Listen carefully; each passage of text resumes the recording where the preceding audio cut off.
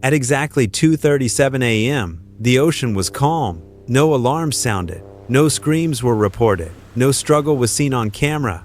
Yet by sunrise, one man had vanished at sea. His cabin was untouched. His passport remained inside. His clothes were neatly folded, and for the next 14 months, no one could explain how a living, breathing passenger could disappear from a moving cruise ship without leaving a single trace. This is not fiction. This is not rumor. This is a cruise ship disappearance that still makes investigators uncomfortable because it sits in that category of stories people whisper about when they say disappeared at sea, like it is a final answer. It isn't. It's a question, and it's one of the most unnerving questions in any unsolved mystery at sea.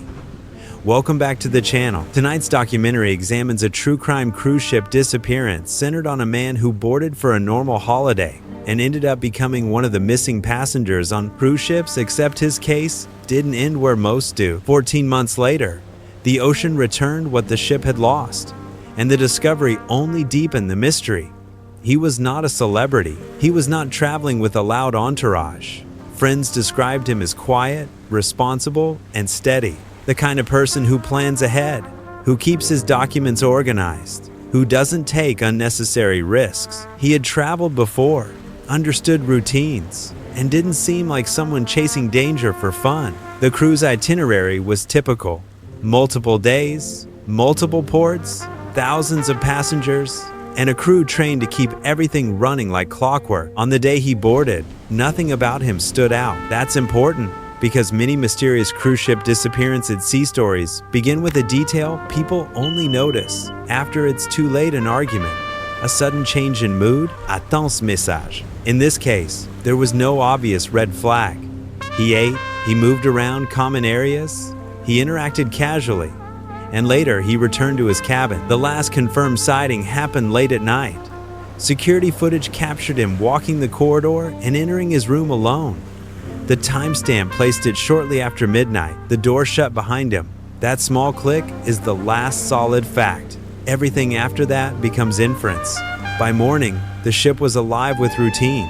Breakfast lines formed, announcements echoed through corridors. People headed to pools, gyms, lounges, and excursions. Meanwhile, one cabin remained oddly silent. Hours passed before anyone treated it as a problem. This delay is one of the most consistent patterns in overnight cruise ship disappearance cases. A passenger disappeared overnight on cruise ship and no one notices immediately because the ship is designed to absorb absence. A person can skip breakfast, sleep late, or stay in their room without raising suspicion. When crew members finally accessed the cabin, what they found felt wrong precisely because it looked normal. The bed was neat. Personal items were arranged. There were no overturned chairs, no broken objects, no sign of a fight.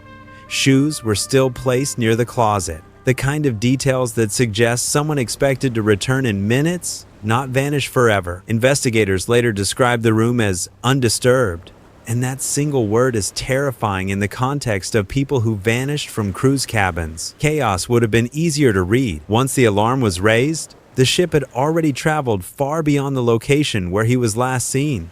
That's the ocean's advantage. The sea doesn't hold still, and neither does a vessel on schedule. Search procedures began, but they were immediately battling distance and time. Radar checks, deck-by-deck sweeps, crew questioning, and maritime alerts followed.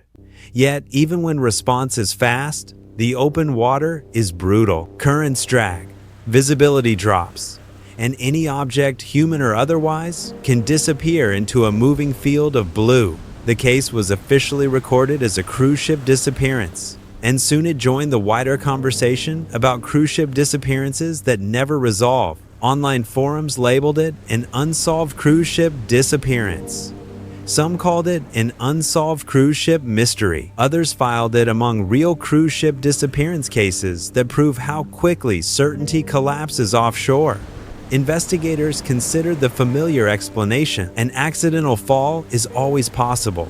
A slip on a wet deck, an unsteady railing, a moment of poor footing. But if that happened, why was there no witness? On a ship, people are everywhere. Staff, night owls, security. A deliberate jump was also considered. because sadly, some vanishings are personal decisions. But this theory collided with the cabin evidence. Why leave essential items behind? Why fold clothes neatly if the plan was to disappear? And if foul play occurred, how did it leave nothing visible? How does someone remove a person from a narrow corridor and a small room without creating noise, panic, or a trail? Jurisdiction complicates everything. Cruise ships operate under flags, international waters, and overlapping authorities. Evidence handling depends on where the ship is, which agency takes the lead, and how quickly the scene is secured. The ocean is not a controlled crime scene. It is a moving environment with thousands of variables, which is why true crime cruise ship disappearance investigations so often end in ambiguity. Weeks turned into months. The family lived in limbo, a painful space between hope and acceptance. Media coverage faded, then resurfaced as anniversaries approached. The man's name stayed on lists of missing passengers on cruise ships, a reminder that missing at sea is not a neat label, but an ongoing wound. Then, 14 months later, the ocean returned an answer that was not an explanation. Remains were discovered far from the ship's original route. Identification took time and careful confirmation. When authorities announced the match, people expected the mystery to close. Instead, it opened wider, because recovery does not automatically equal clarity. The condition of the remains offered limited forensic detail. Exposure to salt water, sun, storms, and time erases the very evidence investigators need. There was no definitive cause of death, no reliable reconstruction of the moment he entered the water, no confirmation of whether he was alone. The case moved from missing to found, but it did not move from mystery to solved. And that is why this story still matters. It forces a hard look at how easily a person can vanish within systems designed for comfort. It challenges the illusion that cameras see everything. It exposes how delays in reporting can turn a rescue into a search, and a search into a record. Cruising remains statistically safe for most travelers, and millions sail without incident.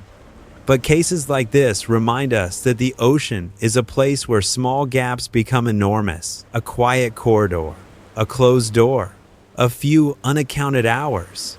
Suddenly, you are left with an unsolved mystery at sea, and a family asking questions no one can answer. If you want more documentaries on vanished at sea stories, mysterious cruise ship disappearance at sea files, and the real-world patterns behind cruise ship disappearances, subscribe to the channel, like the video to support long-form investigative storytelling, and share your theory in the comments. Was this a tragic accident, a personal decision, or something darker, an unsolved cruise ship disappearance hiding in plain sight? Because out there, on open water, some people disappear, and the sea keeps the rest. On many modern ships, man-overboard detection systems are discussed like a guarantee, but in practice they vary widely. Some rely on thermal cameras, some on motion analytics, some on radar, and some ships have no automatic detection at all. Even when cameras exist, they don't cover every angle, and they don't always run with the sharp, cinematic clarity people imagine. A shadow,